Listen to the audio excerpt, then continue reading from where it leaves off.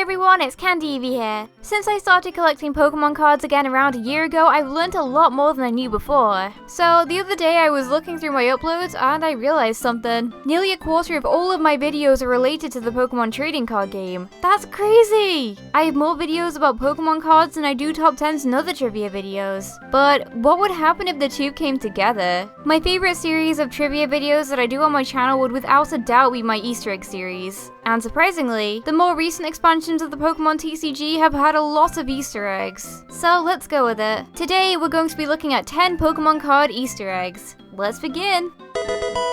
Okay, so here we have one of the many entries from Legendary Treasures. Hey, what can I say? Legendary Treasures has a lot of cards with their own little stories and they're all really sweet to look at. The first card of this pair features a Charmeleon. You can see a Swablu hanging out in the back there. It's not really doing too much, but it's getting a little too close to the flame on Charmeleon's tail. But when you put this Charmeleon card with a Swablu card from the same set, you'll see that it tells a story. Swablu gets too close to Charmeleon's tail and gets burnt. It sure doesn't look too happy.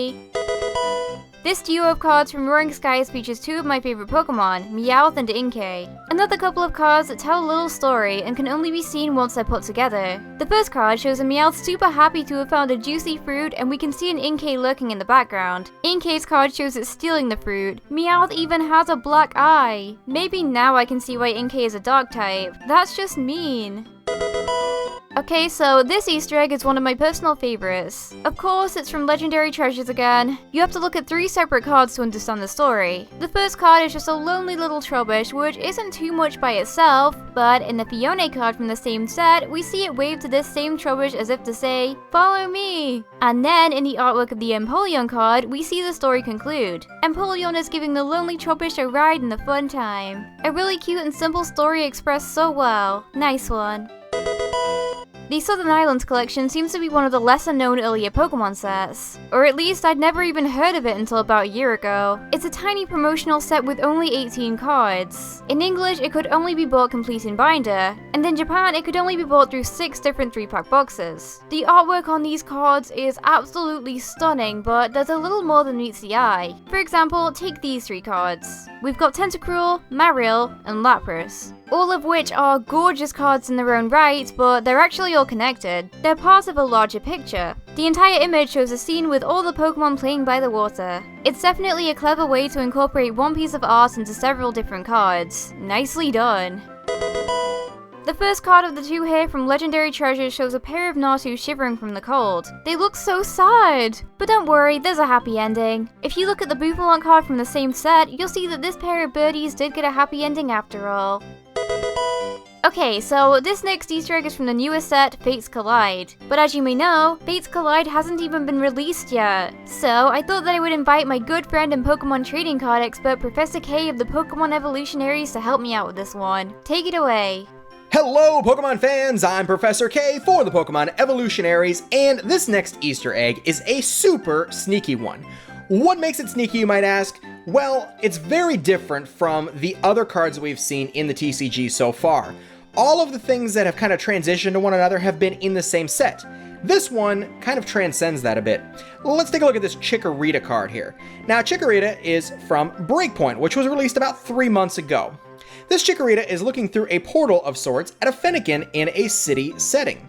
Now, as you can see, that's a bit of foreshadowing, perhaps. Well, how do I know that this is foreshadowing? Let's take a look at this card. This is a card from Awakening of Psychic Kings in Japanese, which is going to be Fates Collide in English. And as of today, this pre-releases are now going on for this, so I don't have the English card just yet, but you get the idea. Now, this Fennekin is accompanied by none other than a Chikorita. How interesting is that? And look at the buildings in the back. Don't you say that looks a little familiar? Kind of interesting, wouldn't you think? Okay, so this is a funny one. The first card that we see here is an Exeggcute that seems to be having trouble with the Spearow. But when you look at Exeggute's evolved form, Exeggutor, from the same set, you can see that it's getting revenge on the troublesome Spearow. Can't blame it, seeing as Spearow definitely is not one of my favorite Pokemon, but it sure is funny.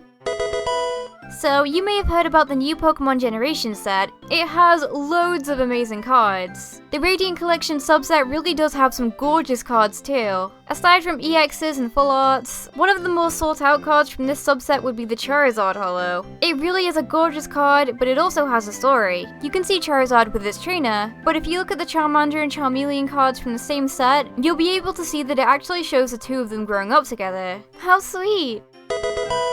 Next up here we have a duo of cards from the most recent set, Breakpoints. First up here we have everyone's favourite Pokemon, Hypno, which looks more than creepy. It appears to be leading a Clefairy away. The actual Clefairy card is even more unsettling. The Clefairy seems to be hypnotized, and when you look in the background, oh look, it's our friend Hypno. I'd say that this one is definitely my favourite from the group of cards with Easter eggs and legendary treasures. Here we have cards of the entire Tepig line, in which you are able to see Tepig grow up with its family. The first card shows Tepig with a young couple and a little boy. In the next card, we can see that Tepig has evolved into Pignite. The little boy is older and appears to have a younger sister. And in the third card, we can see that Pignite has evolved into Ember, the little girl has grown up, and the little boy has grown up and started a family of his own. It's a cute little story that only really fits into place when you have all three cards, but sure is adorable. And there you have it. Those were 10 Pokemon card Easter eggs. Let me know what you think. Do you think I should do more trading card related trivia videos? If you do, then leave a comment down below. But for now, that's all for now from me, and I'll see you next time. Bye!